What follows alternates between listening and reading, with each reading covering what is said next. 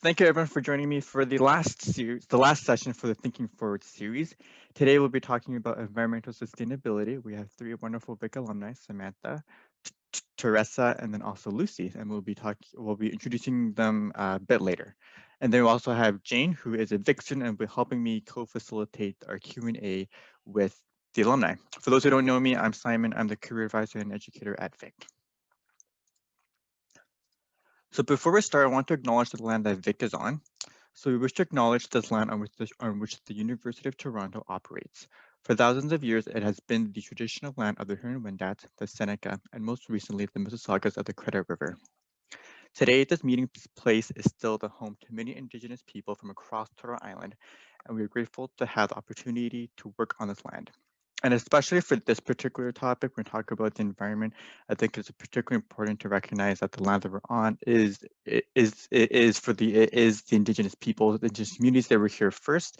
And when we think about sort of what we do on this land, they have the right to be able to sort of let us know sort of what is acceptable, what is not acceptable to be done on this land that we're on.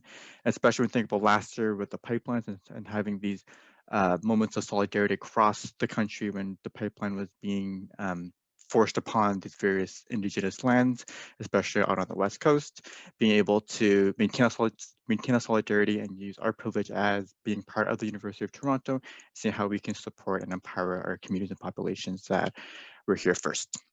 I also want to recognize that we have some alumni who are not currently in Toronto, so I want to give the chance for Teresa to be able to make her land acknowledgement out there on the West Coast. Thank you so much, Simon, and thanks for that really lovely land acknowledgement. As you know, I'm in what is known as Vancouver, and I think it's so important to acknowledge that I'm on the unceded and traditional territories of the Musqueam, Squamish, and Tsleil-Waututh peoples. In the line of work I do, as we'll get into, I work with Indigenous groups, and it's so grounding for me to recognize and think about and consider all the important work that these communities have done in the past, the present, and will do in the future. For caring and supporting their communities and their land and their continued resilience really always humbles and impresses me. So I'm just very grateful that I get to live and play and work here. So thank you. Cool. Thank you, Teresa. Okay. So next I want to talk about accessibility really briefly. There's not going to be that many slides, so the slides themselves won't be too much of an issue. But I did turn on the transcript on Zoom, so you might see some wording on the bottom of your screen. That's just the live transcript on Zoom to help you in case you want some written words to look at. I will be setting out some resources afterwards, so any resources that are mentioned in the discussion, and then also a PDF of academic courses related to this topic that you may want to look into in the future.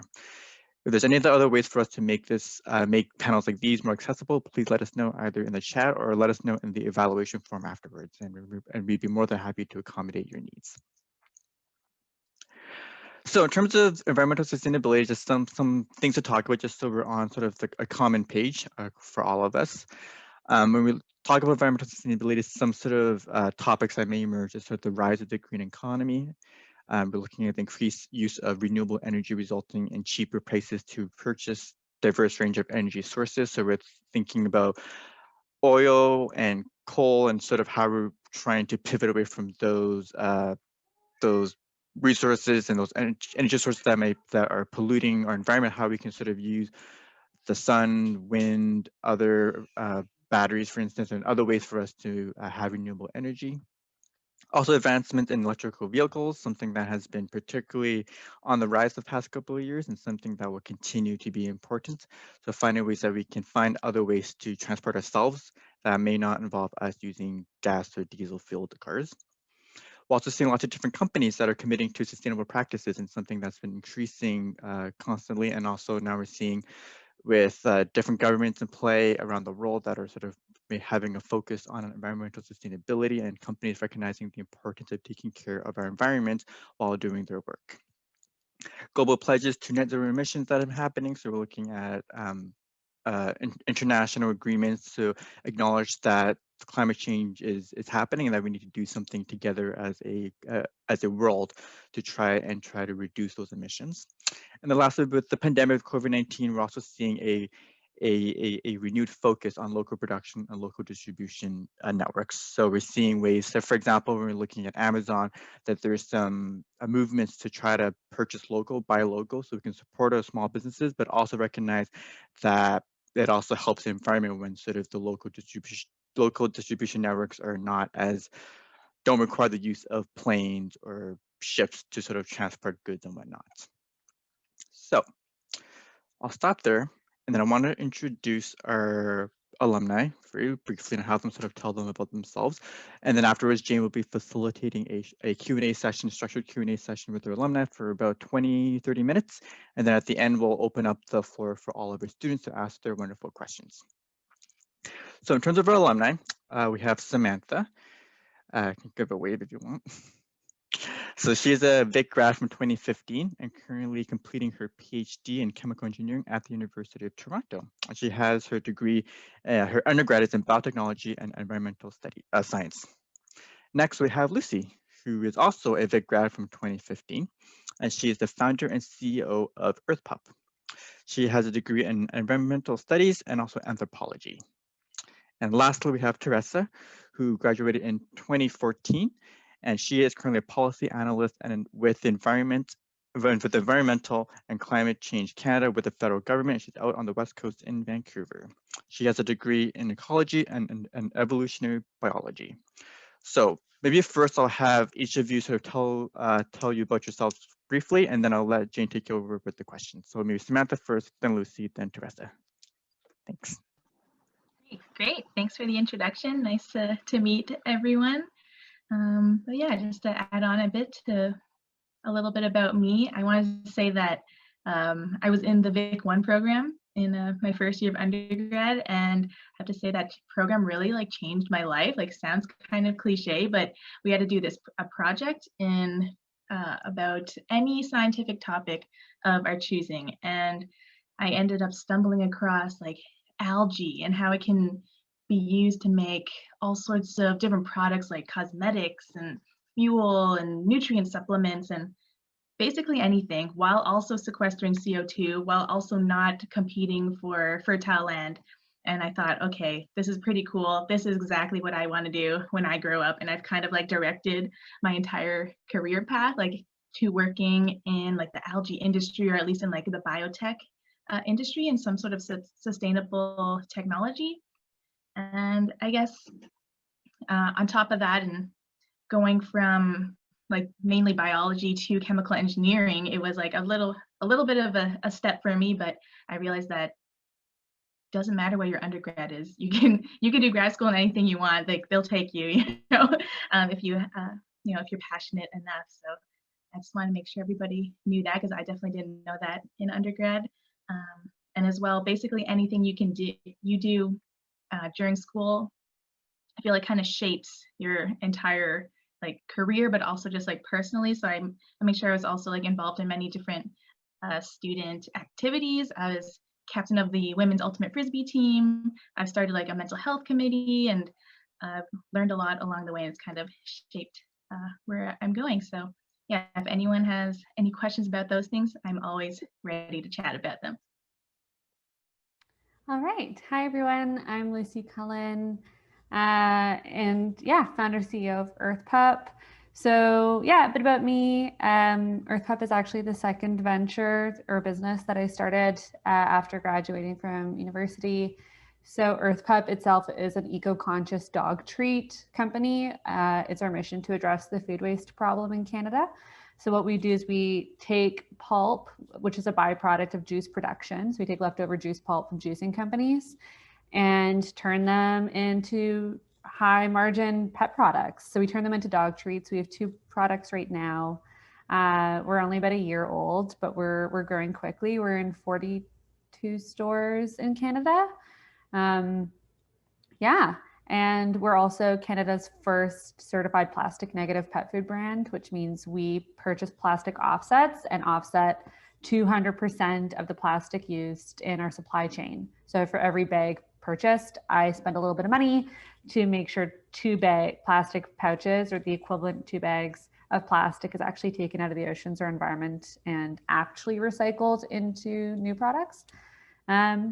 So yeah, so have quite a bit of experience in social entrepreneurship, and my first venture, Terrace, which focused on helping restaurants reduce waste and save money. I actually started while I was still at Vic, which was motivated by my own frustration of working in the hospitality industry and being so sick and tired of putting food in the garbage. So yeah, and that whole adventure of accidentally becoming an entrepreneur started when I was at Vic, and I think, you know, speaking to our own experiences there as well, I must admit I wasn't super active in a lot of clubs, but I specifically chose Vic, and I remember this because I heard that that's where all of the music majors were, and I wanted to spend my time at Vic playing a bunch of music because I play saxophone and piano. So not actually a club, but side hustle, passion, playing as much, jamming with a whole bunch of Vic students who are also music majors was how I spent most of my time when I wasn't doing environmental things. Yeah, I think that's me. So nice to hear those different experiences for both of you. So yeah, I just want to say thanks again for having me. I'm so honored to be here. I'll tell you really quickly about sort of what I do today. It's quite different than what I thought I would be doing when I was a Vic student. So as Simon said, I'm a policy analyst with Environment and Climate Change Canada. I'm part of this big interdepartmental team that's working on developing a program where we fund and facilitate Indigenous groups that are basically working on environmental related projects, specifically looking at ecosystem stressors and how they might be affecting their traditional territories. And this role now today is like a really exciting interface of so many of my different interests. I've gotten quite passionate about capacity building. I've always cared about environmental work. That's been a big through line in what I do. But there's also now science policy that I get to do, and I work with a really diverse set of folks. I get to work with Indigenous groups who are leaders in the environmental world in Canada, and then I work a lot with scientists, which ties back to who I thought I would be when I was a Vic student. So this is what I'm doing today is fairly different. As I said, I started at U of T and was pretty sure I was going to go down the academic path. I did my bachelor's in ecology and evolutionary biology. I did a lot of research projects while I was there. I was super connected with the ecology and evolutionary biology, or EEB program as I'll call it. And I think actually an important reason why I had such a strong connection to that department was because of my time at Vic and those early years that I had at Vic, that I pretty instantly felt quite connected to the community there and found a place that I felt quite safe to participate and engage and learn and explore about what I wanted to do and what I wanted to be. So I lived in Res for a while. I co-founded the Vic Arts and Crafts Club. I have no idea if it's still around, but I hope it is.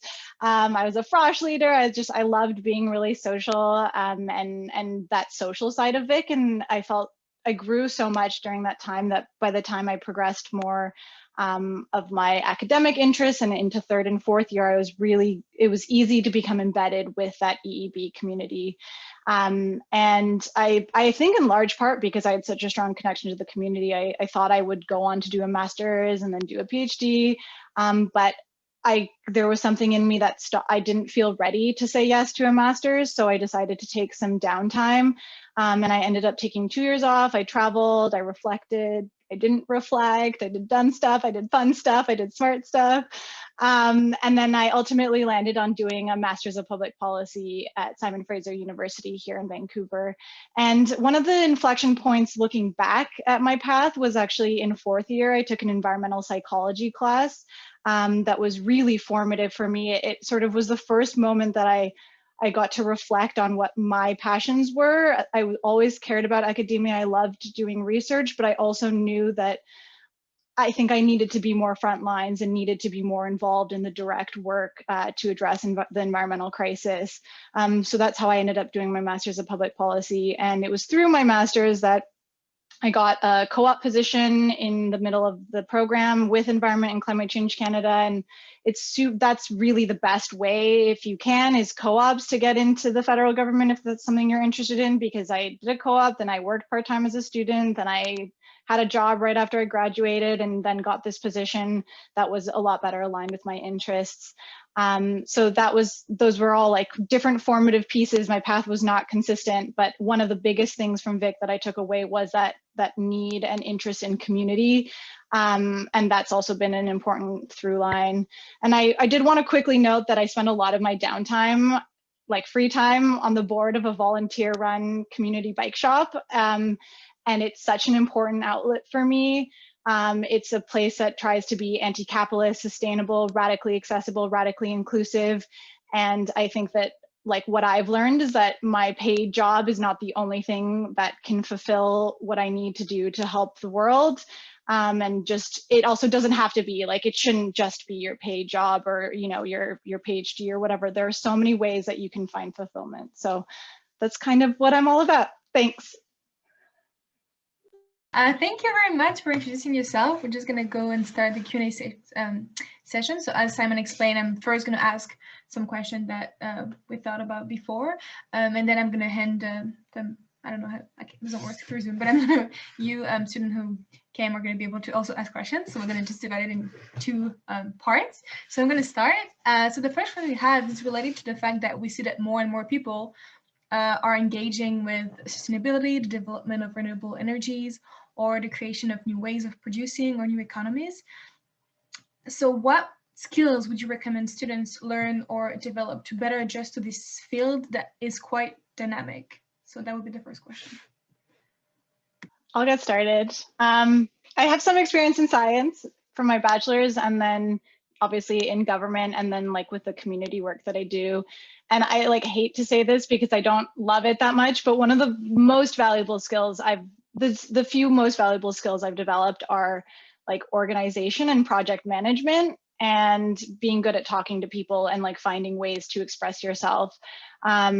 So I could see reflecting back that being good at project management is something that would help, I imagine, in a PhD, although Sam, I'm curious to know what you think. It's certainly important in the work that I do today. And even for these, you know, nonprofits or small organizations, just being able to keep yourself organized, focus, set priorities, lay out all the pieces of what you want to do is such a critical skill that I think everyone needs, and is often one of our biggest challenges is when people don't have that. And then I would say more generally, like being interdisciplinary is becoming an increasingly valuable skill. Having a lot of things that you're good at is useful. I think we've changed a lot of how we are in terms of like what careers need to be, that having this diverse background is really good. And then specific to the work that I do, I've heard that a lot of, and this is not me, but a lot of like GIS or geographical something software, I'm sorry, I forget the name, and like math related skills are really useful when you're interested in like land management stuff. So if that's a path that you're interested in, think about those as hard skills, not just the soft skills. I would love to echo that on the topic of project management, because it's, you know, while I'm working at EarthPup, I also still work for a nonprofit organization called Forward Food, and which essentially it focuses on putting more plants on the plate in line with the Canadian Food Guide to create a more environmentally conscious food system in Canada. Like we look at food menus in hospitals, correctional facilities, as well as schools. And, you know, we just hired new team members, and having really strong project management skills, being able to juggle a lot, have a very strong, you know, I'm just echoing this, but because it's already been said, but it's, yeah, having the ability to be really organized with lots of projects on the go, I think is huge. And as part of that, you know, adding on to the tip of you being able to really talk to people and communicate a story that's relationship building in sales as well. I think having, you know, I think we're all in sales at the end of the day, and whether you're selling an idea or a service or an actual product, like the sales tools I use at the nonprofit Forward Food are the same sales skills I use for EarthPup, which is selling an actual physical product to retailers and directly to consumers. I think that's also really strong as well. And I think that you can, I mean, obviously this is a tough example right now, but working in something like hospitality, you build a lot of those skills naturally by working in those types of environments, when you're not in the middle of a pandemic, of course. But yeah, and it also, because that was, I mean, that was the majority of my professional experience was hospitality, and I used to be extremely shy. And then you get trained, because you have to be able to walk up to some complete strangers and become their best friends so you can get a tip and make money. So you're forced to learn those types of skills. But I mean, there's obviously lots of ways you can still, you know, learn those skills outside of hospitality. But yeah, ultimately, I think organization, project management, echoing that, sales, as well as also just work experience, like whatever that is. I find that whenever I'm hiring new team members, quite often I receive resumes that there's a huge emphasis in academia and a huge emphasis on volunteer, and which is great. But what I really want to see is actual work experience, because there's a huge difference in the way that you work when you're volunteering versus the way that you work when it's a paid full-time or part-time job and you have a boss and you need to make targets. Like, because I find when I have volunteers now, you can't manage them in the same way, and you can't discipline them in the same way, because they're volunteering their time and they're taking time out of their day to help you, which is amazing. And there's a lot to be said for that. But I want to know that that the person that I'm hiring, I know that they've got experience working in the context of an employee and they are going to get things done. So I think that's another huge thing, is not discounting the importance of actual work experience, whether it's in your industry or not. I think that would be my other tip, and using that work experience as a means to get experience in those skill sets as well. I mean, why not get paid to learn how to do project management? Amen. Anyways, yeah. I'll just add a quick, maybe the contrasting view, because it's academia or like research focus. I'm not sure, maybe if everyone that's attending, if you wanted to like let me know like what you are doing now or what your goals are, and then, you know, I'll either talk more about science or less about science. But for now, I'll talk a little bit about science. And I think it aligns with what Teresa was saying as well about like the GIS and the math things, like in terms of like research and getting like developing technologies. If you can code, you can be hired anywhere. And I know like one of my friends, I don't remember what his undergrad was in. He taught himself how to code like during the summer and then got a job programming. So it depends like what you're interested in, but it's definitely a skill that's transferable across many different sectors. And I'm kind of just learning it a little bit right now. And I've seen that like the languages that I've been learning have like shown up on different job applications that I've been looking at as well. So just want to echo coding, very important if you're looking to get into research or very technical jobs, I guess. But yeah, please share what you guys are interested in as well. Maybe with time, I'm just going to ask one last question so that students have time to ask their own. So the one I'm going to finish with is, as students, I think you partly answered, but maybe on a smaller scale, how can we interact with those different concepts of sustainability in our work or life or school environment? Do you have ideas of how we can directly interact with those ideas that you just presented? Maybe not skills, but more actual actions that we could take? I could chip in here. I think that doing the best you can with what you have. I think there's a lot to say for that. There's so much pressure for us to be perfect. You know, people who are in the sustainability space, working in it, or passionate about it. Like I, for example, get asked all the time, like, oh, you're zero waste and vegan. I'm like, I incorporate a lot of those concepts into my day-to-day life, absolutely. But I don't live a zero waste lifestyle. That is an insane amount of work and expensive and I of course come from a privileged space, but like, that's not something that's accessible to everyone. And I choose not to, now I sound awful, but I'm not currently doing that, I guess, so to speak. But like, just do the best you can. And I think there's so much to say for that, because it takes, you know, the world sucks right now. And especially like being passionate about this industry, like my 9 to 5, my job exists because there's not good things about our food system. I would love to work myself out of a job, but that's my 9 to 5. And then also incorporating a lot of sustainability pieces in my personal life. That could be a lot. So I think advice, do the best you can, have a vegan meal, you know, eat vegan one day a week, recycle, compost, If you can do a lot more than that, that's amazing. So I think like voting with, and then another piece, like part of that, voting with your dollar as much as possible for businesses that reflect your own values and are owned by, you know, Black, Indigenous, people of color, women-owned businesses. I think that's another important piece as well, that social aspect, and like voting with your vote, I think as well. That's the kind of the way that I like to like kind of summarize what we can do personally in a very short way. But I'd love to hear what the other panelists have to say, who have wonderful and totally different perspectives than my own. Yeah, and yeah, definitely echoing everything that Lucy said. I was thinking like along the very similar lines, and maybe even extending it beyond your personal life. You can try and, you know, make small changes within your community or within your workplace or, you know, within your campus. I know like we got compost bins for like the engineering building, but we had to, of course, like coordinate that with U of T because like people have to take care of that. But like basically any little things that you can think of that, you know, you can do on a personal level, but you can also bring it to your wider environment. And like Angela, you mentioned like you're in theater, like, you know, maybe you can source, you know, have more sustainable sourced materials and things like that. And like basically, I don't know, I feel like there's infinite things that you can do to help, you know, the environment wherever you are. I'm gonna get mad. Sorry, I know this is recorded too, but also don't forget that like 70% of pollutants are due to, I don't know, like 10 companies.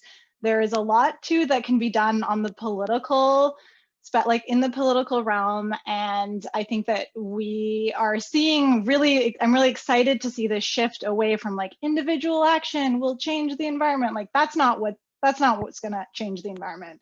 So yes, 100% go easy on yourself and think about where your passions lie. Think about where you feel you can have influence on the broader system. Don't like carry that responsibility on yourself. It's not up to you, but there are so many people doing and so many organizations doing really important work to try and shift these much bigger conversations. And like that's explicitly why I'm on the board of a community bike shop. Like I'm giving back to this small piece of my local community that's trying to do something completely different than this like under this like very capitalist, like we've got to sell stuff, and there's a space for those things too. Those things are important. Like we can't change the world if all of us are doing the same one singular thing. It requires a diversity of people doing a diversity of things with a diversity of skills. So find the thing that you care about, that you're good at, and try and address the things that you care about that are not going well in the world. And like, that's to me the most important. And I'm like, I know maybe we'll talk about this later. I'm so stoked to see these conversations around things like mutual aid and just like how we can reconfigure these conversations. So find those things and try and do those things. And yeah, if you have capacity, do the little individual things too, but definitely don't go, it's not you. Like there's a whole system in place that's not going very well. And those are things that need to be talked about too. Cool, thank you. So if students have any questions, feel free to ask them. Feel free to unmute yourself and ask your question directly, or if you want to instead, you can put them in the chat. I can start out with a question. So this is kind of just building off of what I think we just talked about, but I think one thing that I've struggled with specifically in my work with sustainability from the start of high school to the present day is kind of thinking about sustainability as an industry, I suppose, and reconciling that with sustainability as a movement, as a place to organize. And I was just wanted to ask the three panelists, I guess, what has been your experience with, I guess, sustainability as a career and maybe also sustainability as a hobby? And I know we kind of talked about that a little bit, but I was wondering if anyone wanted to maybe elaborate on some of the broader advocacy work they've done. I know a couple of you sit on the boards or work with nonprofits, and if you wanted to talk a little bit more about that work outside of your 9-to-5 job. I feel bad going first, Dan. Did Teresa or Samantha, do you want to go first? Chime in? Go for it. all about me. Okay. Yeah, I mean, so just a little bit more about that experience of like sustainability versus hobby, passion, activist versus professional life. So I feel like, I'm not gonna lie, I don't spend as much time outside of my work being an activist in sustainability as I would like, or I feel obligated to. If I'm honest, because it's, one of my days done, I'm like, oh, I just want to watch like something that could not be more opposite. That's like trashy reality TV, if I'm completely honest. But I think it's at the same time, having it as a career can be really frustrating, because then you feel like you're doing mundane things that don't matter sometimes, because you're like, why am I spending, like today I spent an hour in a meeting about a virtual event that did not need to be a meeting. And I'm like, we could be spending this time so much better. But I am being paid for it, but it can be frustrating at times when, you're working for a nonprofit that is doing great work in this space, but it can be frustrating when you want it to go faster and you want to see more action. I think, and more progress, but yeah, I don't know. But yeah, like I said, there's still room to do, I think still room to do both, like have those projects that you can be involved in that are extremely action oriented and move at a speed that you are happy with. Because it's, to Theresa's point, like the system isn't working right now. And these huge corporations are responsible for the majority of greenhouse gas emissions that are going into our atmosphere. And I'm spending an hour of my day talking about an event title that I don't really care about. So I think that's another piece to consider, is also around the place that you end up choosing to work. Are you going to be fulfilled with what your day-to-day tasks are going to be? Are you going to feel good about that at the end of the day and say, okay, I feel really good about this. We did something today that feels good and is going to hopefully have an outcome that we can be proud of and stand by. And sometimes not all jobs are like that, which is totally fine. If it pays the bills and gives you the opportunity to go and, be part of XYZ activist group, or, sit on the board of an amazing bike shop in your community, then that's great. And that creates space for that, which is amazing. Yeah, that's a little rant. I don't know what else to add to that, but I'd love to hear Theresa and Samantha's thoughts. Sam, are you going to let me go now? Is that okay? I'm going to be straight up. Sometimes I get very frustrated in my job, and that's because I represent the Crown in a very challenging relation, like that has a colonial history with the Indigenous peoples of Canada, and I can be very frustrated, and it's hard and challenging. And what I don't know, some days I'm very fulfilled with my job, sometimes I'm not. Like sometimes I also have to go like slog through hours of meetings that are useless and not relevant. And so it's a bit different, I think, than maybe the question that I heard, because it's like public sector isn't really it's like not a marketing like sustainability. There's a very real service that we are providing. We're not efficient. It's funny hearing Lucy talk about like action oriented. If you're very action oriented, like maybe the government, if you need to get stuff done right away, don't work for the government. Things take a lot long, and for a reason. I think that's where I have landed for myself, is recognizing that I like having a stable job, because it allows me the luxury to do exactly what Lucy alluded to, which is that I then get to spend my unpaid labor doing things where I am 100% myself, and my values are represented in like directly one-to-one in the work that I do, which is not always the case in government, right? Like I am a public servant, and I have to represent what I am being told in our mandate. So that's, I think part of it is I have just accepted that like I don't need to have 100% fulfillment from the things that pay me. I personally don't know if I could ever be 100% fulfilled from something that pays me, like just based on where my skills lie. And like if I was an entrepreneur and could like do my own thing and set my own agenda, maybe, but it's not sort of how I operate. And so then that's why for me, I just like, I have that balance of my free time going to unpaid labor. And yeah, oh shoot, I just lost the thought that I had.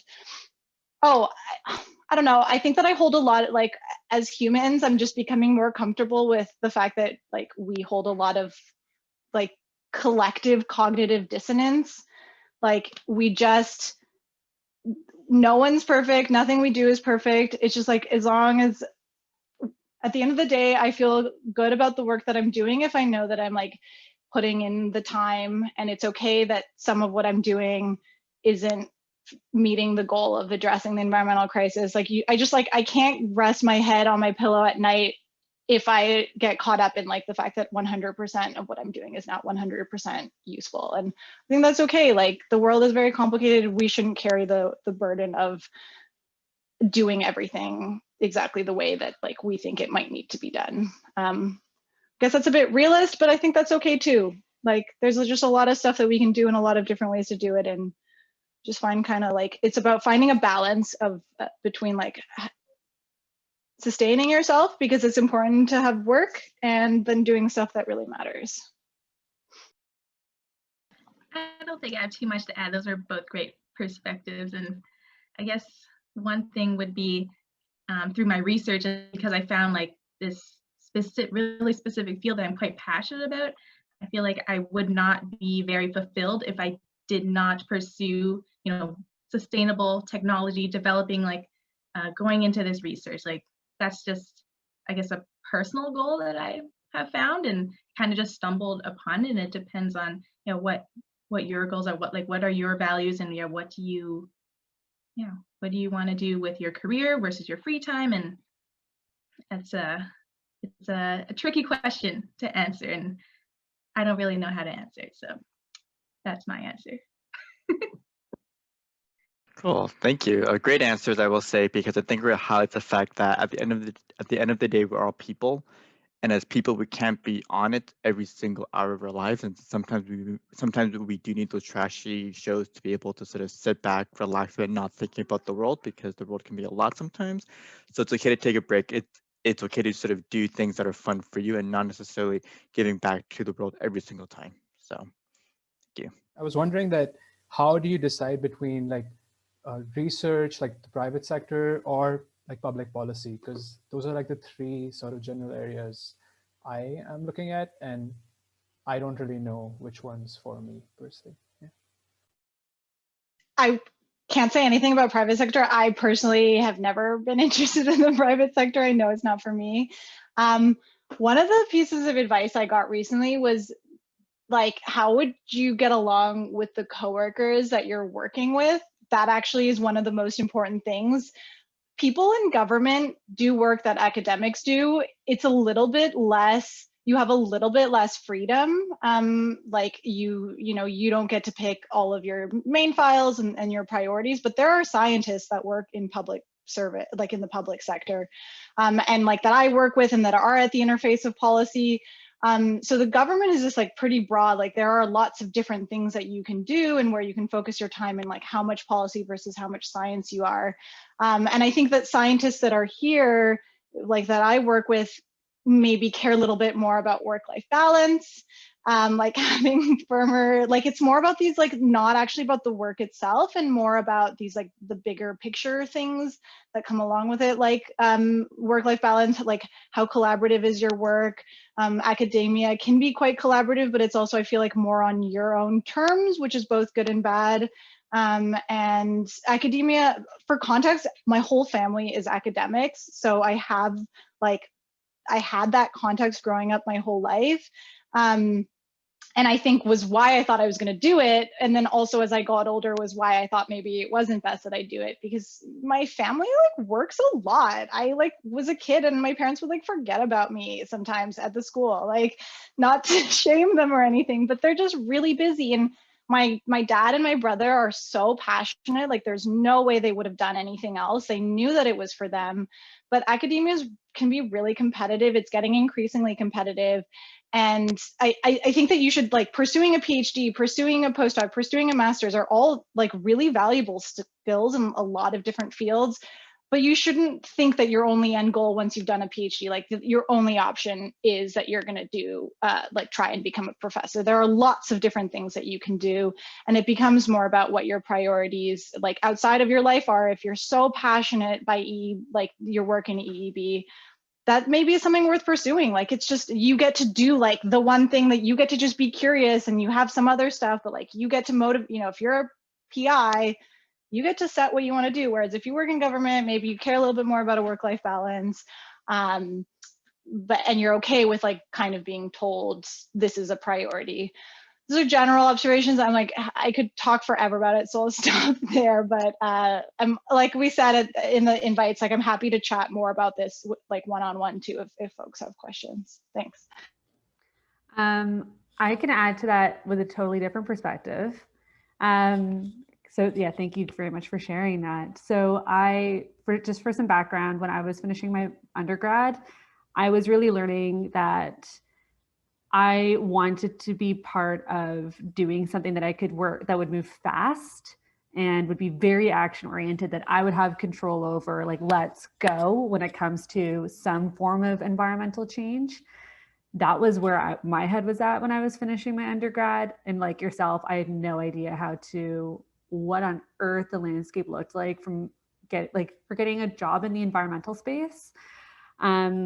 And it just kind of so happened that I accidentally started a business, not really intending to, because it originally started as a sustainability project at my workspace. And then I was like, oh, no one is doing this in Canada.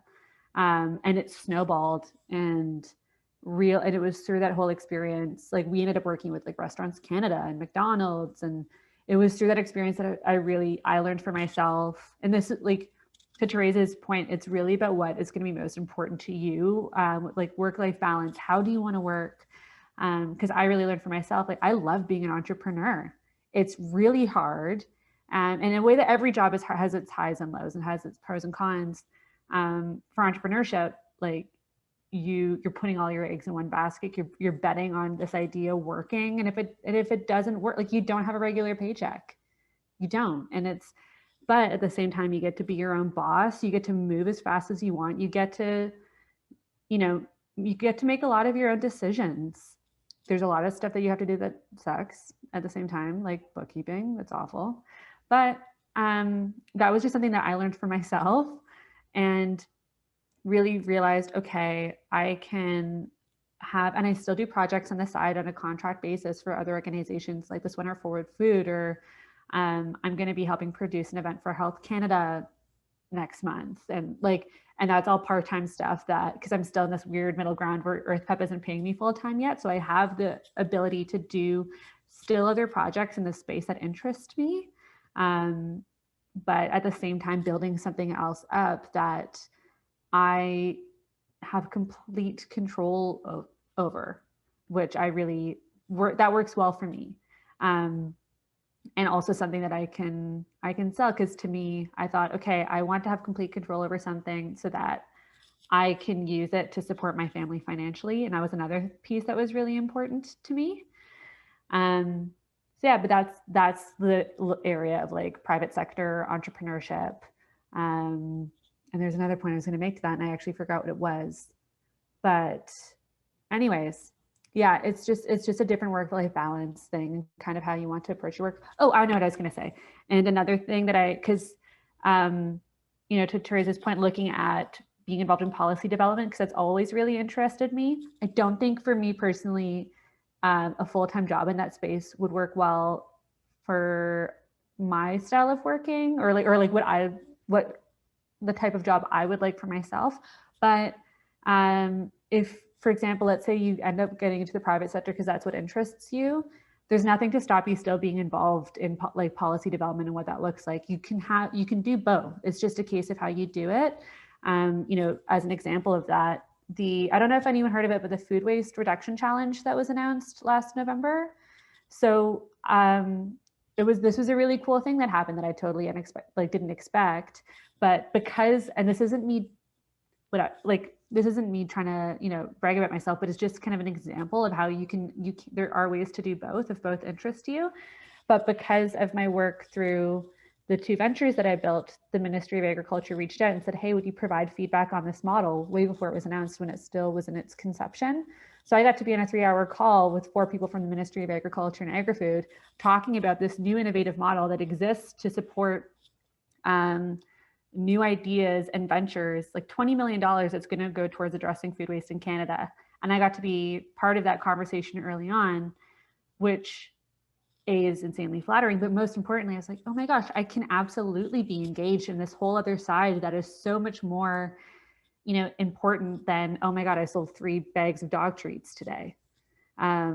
So I think that there's just another side to it. You can absolutely, you know, do both. It's just a case of how you want to do it and the working style you want to have, financial security, you know, starting a business, not really financially secure depending on what it is. But yeah, it's a case of what's gonna be best for you, I think.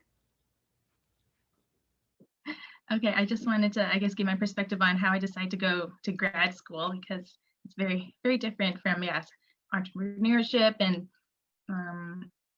going into, I guess, yeah, the public sector. And I guess I had this exact same questions when I was an undergrad. And basically I was thinking, okay, what kind of job do I want in the future? Like, where do I want to, what kinds of jobs? It doesn't have to be a very specific job, but like, yeah, do I want to work for the government? Do I want to, you know, start my own company? I don't really know.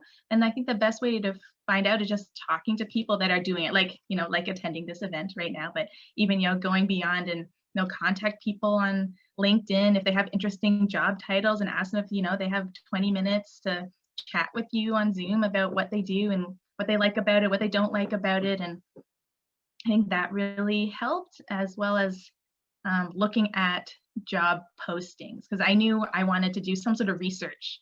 And I was looking at, okay, what kind of jobs are available for research right now and what are their requirements? And I realized that, okay, if I want to do like some sort of scientific research in algae, I'm either going to need like 10 years of experience, like industry experience, or I can have 3 years of industry experience plus a PhD.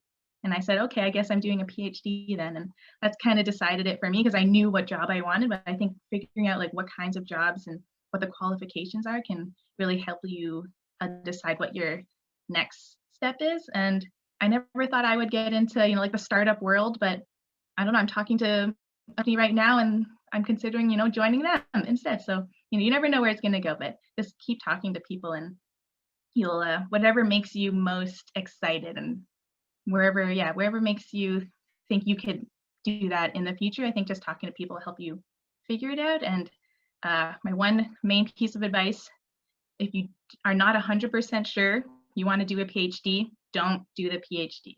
It takes, you know, 4, 5, you know, 10 years of your life potentially. So if you're not 100% sure, definitely don't do it. Thank you. I had a question. It's kind of related to what you just spoke about, but I was wondering if you could talk more about like, how do you deal with like having to do work that is unfulfilling, especially as you mentioned, like you have to sustain yourself. So, you know, what if like you're just starting out and you have to like work for a company who's like maybe ideals you don't align with, or maybe you have coworkers or supervisor whose ideals don't align with you, and how do you, deal with that and like, I guess balance that with your with the ideals that you wish that you could work for. Oh God. I mean, to be honest, like I've gone through stuff with recently that I found quite challenging. So I don't actually, like, I'm kind of in it right now. So not right now, but I have been in the past. And maybe this is just going to be like my standing line, but that's part of why I have everything going on outside of my life, outside of like my paid work. And I just like know that first of all, I've gotten very good at communication in the like interpersonal communication is a very important skill I've learned a lot of in the last few years, both in my nonprofit life and in my paid life. And sometimes the issues that I have in my work life are like can be addressed and worked through. And so that's been really productive. I'm like quite proud of the development I've had in that. And just know that if you're in a situation that feels like you're trapped, you're not necessarily always trapped. Like sometimes it's a little bit of empathy and a little bit of talking and you can work through stuff. I've never been in a position where my values have so deeply been misaligned with the people that I'm working with. Like I have always sought out working in roles that I knew at least a piece of me would like hold common values. So I can't really speak to that, but I think that's ultimately like, again, why I like do this volunteer stuff that I've got going on, because then at least a part of me is doing directly the right stuff, and then all the other challenging day-to-days, like I have learned the tools to get through them and build stronger relationships, even through challenges that I've had with people I work with. So that is a great question. And that actually reminds me of an experience I had when I used to be an event manager for like a women's environmental networking group. It was completely volunteer. And I did it for like 2 years. And this was actually while I was still at Vic. And when I started with this networking group, they were serving, this is what I thought, it was so weird, but you've got like environmental professionals serving very much not like huge platters of sushi.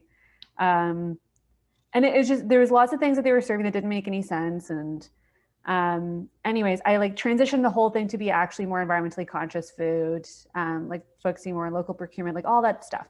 Anyways, I worked really hard for this organization and did some things around food sustainability. And I asked the person who ran it, who was very well known in the sustainability space, who also took credit for all of the events, even though I did all of the execution.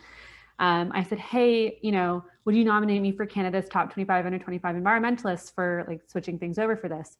Obviously, it was a really small project, but I wanted to still give it a go and like, give it a go. And she said no. And which made me really, I was like, are you kidding me? And then we had, this is not so much them having not the same values as you, but also just like a little bit of that, but also like working with someone that is difficult and doesn't appreciate you. And we did an event one night. And if you're in Toronto, well, actually we're all Vic, so of course you all know Toronto. But it was in the East End. I live in the West End. And she lived very close to me. And anyways, long and short of it, event ended, I came home, she came home, and she called me and made a point to ask me to go back over there, even though she was 5 seconds from me, and go get her jacket and bring it to her as if I'm her personal assistant. And I was like, are you kidding me? I am a volunteer person. Like, this is no. And I was so angry. I was like, because I just felt so taken advantage of. And I wanted to flip the table, and my boyfriend said, I'm not going to phrase it the way he phrased it because it's not entirely, I'll put it in a less swear word way, but he basically was like, look, she wants to feel like she runs the universe and she wants to feel important, which is why she's asking you to do this, because she doesn't actually care about you and your time. She wants to feel important. But rather than quitting tomorrow because you're fed up, how can you use this opportunity as a means to an end to build your own, whether it's building your own portfolio, like taking advantage of this opportunity for what's going to benefit you? Because it's on the table right now. Use it for your benefit, because she's clearly doing that, while also making her feel like she's queen of the world or whatever she wants, and then use that as a stepping stone to get to your next opportunity in your career. And that's exactly what I did. And you know what? I got named Canada's top 25 under 25 environmentalist 2 years in a row the year after that. And she didn't nominate me. I did it on my own. And I got lots of other great contacts out of that. And I did exactly that. So I think whenever you're working with someone who because I still have that now all the time. And it's never going to be perfect, but that's okay. Part of, as all having different perspectives is like, that's part of it. And I think seeing what just looking at the situation and be like, okay, what is the opportunity here? I think that's a great question to ask yourself, whether it's a learning opportunity, it's an opportunity for, I don't know, like a good relationship with someone that might be useful for you down the road in your career. I think that would be my advice. Try to identify the opportunity in every tough situation and tough relationship you have with a coworker or superior. I haven't actually started like my career path yet. I'm still in school, so haven't had to deal with these types of situations yet. But maybe because of that, I'm still more of an optimist and hoping, you know, wherever I end up working, our values will align and it'll be, you know, it'll just work out nicely that way. Like I want to engage with sustainable technologies. I want to work for a company that does that. And I feel like that's kind of like my bottom line. And if they aren't doing something that I'm passionate about, then I wouldn't really want to be working for them. But, you know, I don't have a job yet, so we'll see what happens. Cool, thank you. And this also really highlights the importance of having like a growth mindset, that when you have setbacks in your life, don't let that sort of bring you down. Don't sort of quit halfway. Be able to, as Lucy mentioned, like identify those opportunities, whether it's an opportunity to learn, whether it's an opportunity to get to know someone else, and be able to sort of know what your own values are. Because in order for you to be able to sort of stand up for yourself and to be assertive, you have to know who you are as a person as well. So that can also be an opportunity for you to sort of discover yourself in that moment too. I'm going to ask one question here. So in terms of looking into the future, what kind of things really excite you in the field of environmental sustainability? I'll go first for this one. I guess in terms of just the awareness, I guess, and the fact that people are talking about sustainability in every aspect of our lives now is really promising for my industry, because that means more people are talking about it, there's more awareness, there's more pressure on companies to engage in sustainable activities, more pressure on politicians, which means more funding for research, for sustainability research, and that's basically what I've been hoping for. And especially in the past year, I was worried that a lot of funding would be directed, well, not really worried, but thinking that funding would be directed, more towards, COVID relief, and there wouldn't be as much money going into the environment and I guess developing sustainable technologies. But after talking to people in the field, they're saying like, no, like the labs got put on pause for a little bit, but really like the funding is exactly the same, or it's growing, but it really just depends on who has the political power and where the money is coming from. And it seems to be that it's growing. At least every day I see, another news article saying like, oh, someone's using algae to like make printer ink today, and like, oh, someone's using algae to make shoes today, and I'm like, wow, that's so cool. And like, I feel like I'm seeing it more and more, so I'm hoping that everyone else is seeing it grow as well. Actually, I would just like to echo, what Samantha just said. Like, people are it's becoming more mainstream. Obviously, there's a ton of work that needs to be done, and it needs to be done yesterday. But back when I was starting Terrace, no one knew what I was pitching the idea of like reducing waste and sustainability to restaurant owners and chefs, and everyone was just looked at me with blank eyes. And now it's a very, like last year, it was the biggest topic of the Restaurants Canada show. So it's really great to see this becoming a bigger and bigger part of everyone's conversations, outside of just the people that actually work and are interested in the space. It's becoming more mainstream, which I think is great, because it provides the opportunity for, when you have all these people that know what sustainability means, or, use that word in their vocabulary, it provides the opportunity for more and more members of the population to put added pressure on large corporations, businesses that need that pressure. And yeah, changing policies, I think, is another big part of that. So I think that's what I'm really excited about, how many more people are getting behind this cause, big, overarching, and using that as an opportunity to fuel change. I mean, it's a lot easier, when everyone is aware of this. And like, once again, I'm saying aware of this as a very like big umbrella, general sweeping term, but aware of environmental issues and sustainability overall, it's a lot easier, or I shouldn't say easier, but I hope that it can be fast. I hope that we can make change faster as a result of it. I guess that's my optimistic hope. Yeah. Generally, same thoughts. The one thing I would add, I'm excited to see finally that these different political movements are starting to interlink more. I think the fact that conversations from like Black Lives Matter over the summer, I think, a few years ago, we might have talked about that as like, oh, well, the priority is like anti-racism today, so environment is going to go on the back burner. I think we're finally understanding, like on a much broader scale, how intersectional all of these issues are.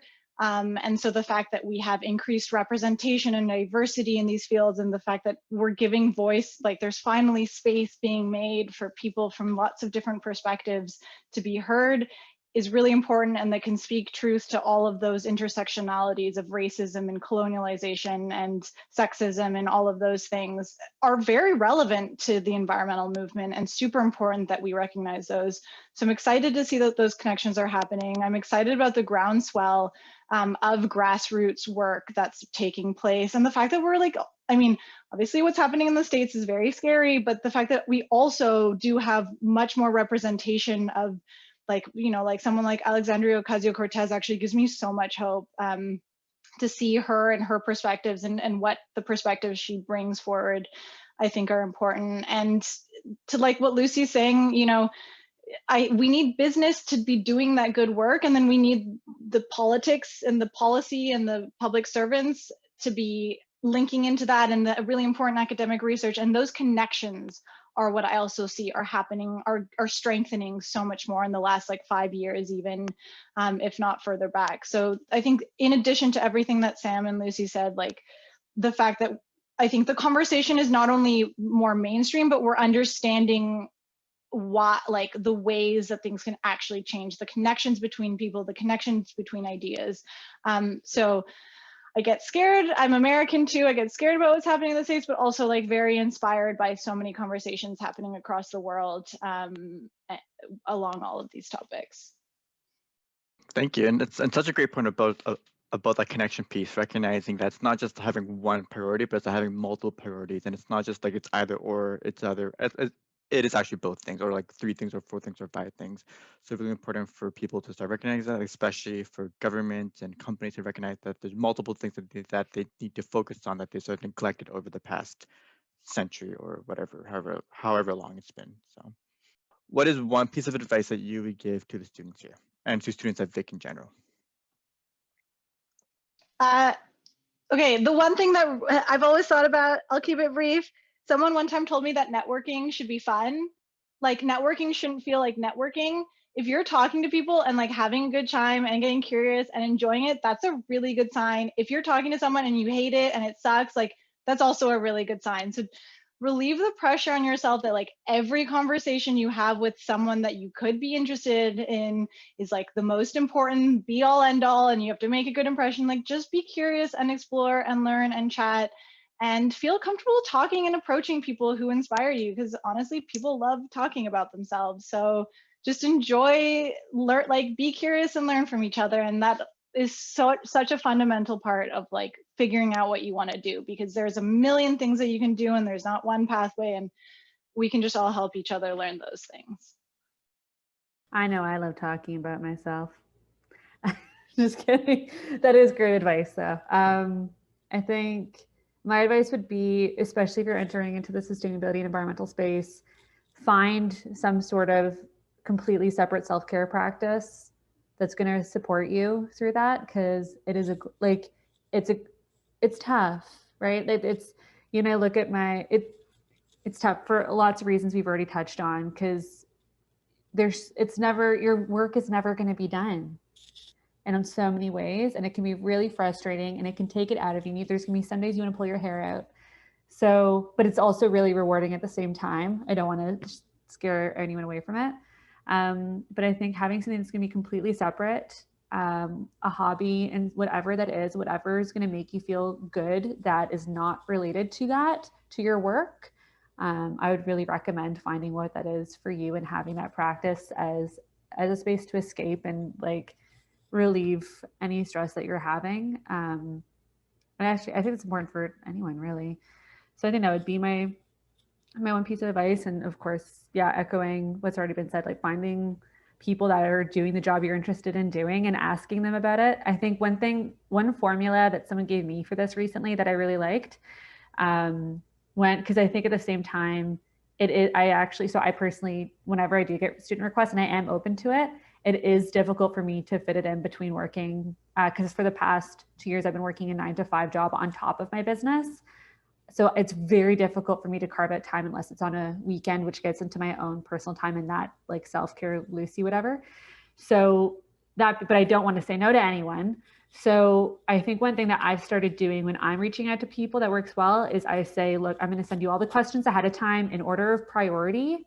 And when I'm speaking to someone else, I say, like, I honor your time. If you've got 15 minutes or you need to hop off early, at least we hit some of my highest priority questions. And typically when you do that, they're going to go through all the questions because you are honoring the fact that they're taking time out of their day to speak with you. I do that for when I'm talking to people, like I said, and it works quite well. So I'd recommend doing something kind of similar, because it can be a bit tricky sometimes when you're meeting with someone and they don't have any agenda in place at all. Or like I had a conversation with someone the other day and I don't think they knew what I did for a living, which was a bit strange, but hey, at the end of the day, I'm still happy to help. But anyways, that's a rant. So yeah, I think self-care practice and reaching out to people with a very clear agenda would be helpful. Yeah, and I guess one piece of different advice at this point would be really just like take some time to like reflect on what you want and what your values are, because I think you can find a lot of the answers that way, like thinking about them by yourself, but also, you know, talking to other people about like, oh, I'm considering like this kind of career path, or I'm thinking of, I don't know yet what I want to do, but I like these things. And sometimes just like talking to someone else about them, even if like they're not an expert or anything, can help you clarify for yourself. Because like, I feel like the hardest part is like deciding what you want to do. And then once you know what you want to do, then, you know, you can take the steps to follow along that path. But yeah, just really taking the time and thinking about what do you want in terms of, you know, like, do you want your job to be all focused on sustainability? Do you want to do that separately? Do you want to work in a fast-paced environment? Do you mind working in a slower-paced environment? Like all of these things. And I'm sure there are tons of articles and different professional development tools that can help you at the university as well. But I think those are really helpful for deciding like what you want to do. But also remember, you know, you can change at any time as well. But just taking that first step, I think, is the hardest as well. That's actually, I just want to echo what you just touched on, that you can change it at any time. It's true. Because when I was in university, I was like, oh my God, I have to change, I have to decide what this career is going to be. And that's it. And like, oh my gosh, was I ever wrong? So don't put too much pressure on yourself for having to just make this decision. Go for it. If you're like, I'm interested in it, apply for the job and see if you like it. And yeah, and if you don't, it's always going to be a learning opportunity at the end of the day, and an opportunity to learn about yourself as well. So yeah, that's a great point. Cool.